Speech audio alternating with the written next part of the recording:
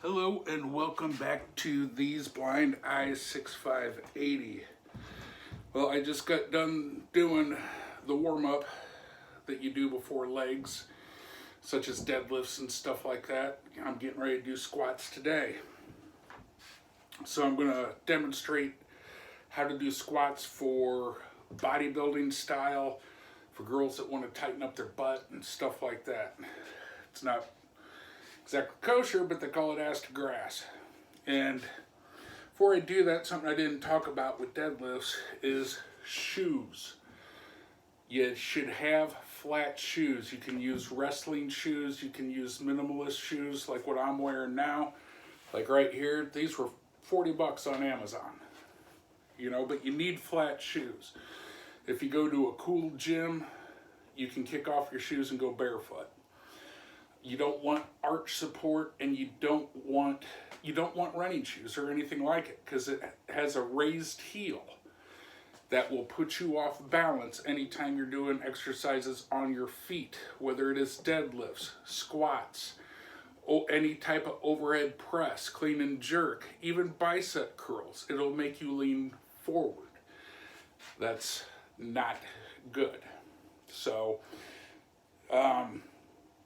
you can probably see I'm wearing some knee sleeves.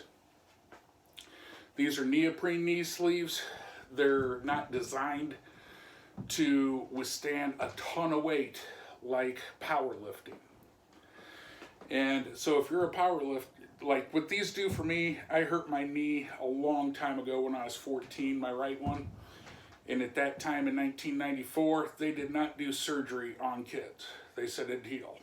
They told me I blew something out, but it would heal. So I've had issues with it ever since. So these are more psychological than anything. But another thing I like about them, especially since I'm going to be 43 this year, I'm in my 40s, is the fact that these do not breathe. So it makes it heats my legs up, it heats my knees up and keeps them warm and loose. That's what I like about them. All right. Now, if you're in powerlifting and stuff like that, you'll see guys that do a wide foot plant for a squat. This is bad on your knees. You can lift more weight because you have more balance and you're only going to parallel. You don't get any extra points for going below parallel in powerlifting. Issue is, when you have a wide stance like this, you can put your hands on your knees when you go to squat. When you squat down, you feel your knees bow out. That is not good for them. I haven't really heard of any power lifters that never had to get a knee surgery, because at some point, most of them blow their knee out, one or the other or both. So bodybuilders do a much closer stance. It's much better for your knees. The farther you go down, the more it works your butt. So if you're a lady and want to tighten up that butt, keep that in mind. So one way to get an idea of where to put your feet is jump as high as you can. I'm not going to do it because I'll end up punching the ceiling. But when you do that a couple times, you get an idea. That's where you're getting the most power from. The drawback is the closer your feet are together, the more off balance you will be. So you want your feet, like I said, if I was going to jump as high as I could, my feet would be here. I'm going to have it just a little bit wider than that, and then you want your feet approximately 15 degrees angle outward.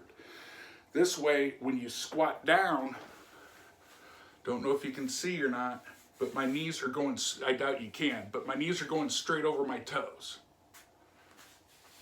They're going the way they're supposed to. They're not bowing out to the side.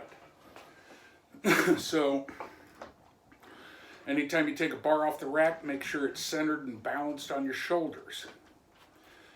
If you're like me and you got fairly good sized shoulders, it's not an issue. You can shrug your shoulders up and that creates more than enough padding. If you do not have it, there are shoulder pads like this. I got this for when I was training people.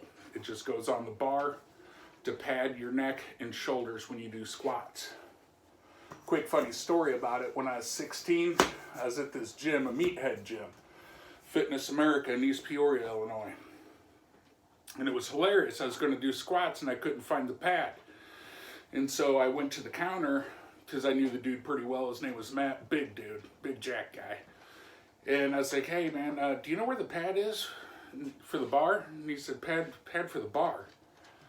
And I said, yeah, you know, for squatting and stuff. And he sat there silent for a few seconds, and he goes, oh, the tampon. I said, what do you mean the tampon? He's like, yeah, it's for pussies. Needless to say, I ain't used a pad since I was 16. And I was like, yeah, I'm not going to be that kid in here. You know, but I always thought it was funny. But I learned how to bow my shoulders up and create that padding. Don't be embarrassed if you need to use it, because why hurt yourself to look tough? You know what I'm saying? Why hurt yourself? Why create pain when it's unnecessary? So, even though I think that story's funny, like I said, I was 16. And since then, I've gotten used to not doing it, not using it. So, if you do, most gyms have one of those bar pads for squats. If they don't, old school days when I was 13, 14, lifting here with my brother, my dad had built us a squat rack out of 4x4s. And what we used, because we didn't have a 2-inch bar, our bar was maybe 1 inch, so that cuts in a lot more. Yeah, that hurt. So we always took a towel and rolled a towel around the bar. Don't hesitate to do that. I just did a podcast episode. It's entitled on my Little MB podcast. The segment's called From Fat Asses to Badasses 2, Gym Etiquette and More. And so with that, I talk about the necessity of taking your own towel to put on a bench so you don't sweat up the bench for the next person that wants to use it. Gym etiquette, common freaking courtesy. So if you're one of those people that do that, you'll always have a towel with you in your gym bag anyway. So anyways, to demonstrate this squat, once again, you need to make sure you're good and lined up. Make sure the bar's even on the rack. Make sure your hands are even. Make sure you're going under the bar even. And this is only 135 pounds, so it's not that heavy. It's just my warm-up set. Okay, so before I do that, I'm going to explain some more about the technique of this. Almost slipped my mind running my mouth about the shoulder pad. To help your form, you always take in a deep breath before you squat down. It does two things. One, think about if you see any kind of lifting competition, guys are grunting and they're yelling. They're exhaling as they're lifting. It always assists your lift, for one. For two, if you take in a good deep breath before you go into a squat, like that, it helps keep your form. That doesn't mean you shouldn't use a weight belt. It just means it assists in your form. So now that I have explained that, I'll go ahead and rip off my warm-up set.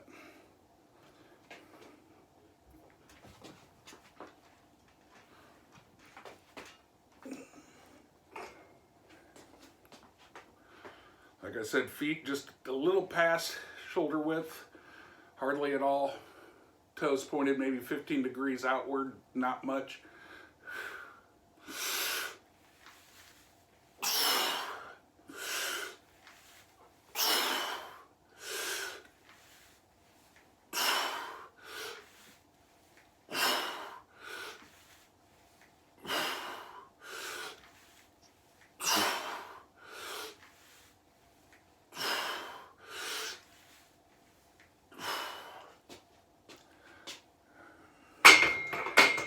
Eight good quick reps to warm up.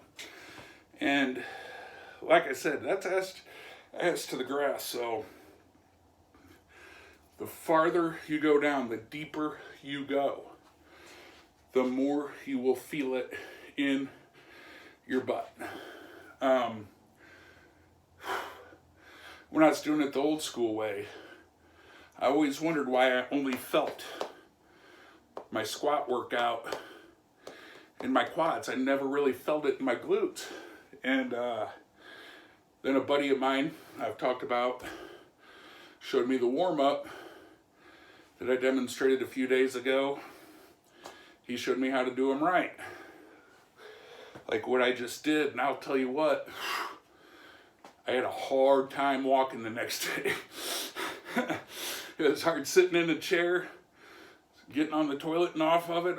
It just, noticeable difference, noticeable. So keep it in mind. If you like the video, subscribe, share it, check out the podcast. So until next time, y'all take care.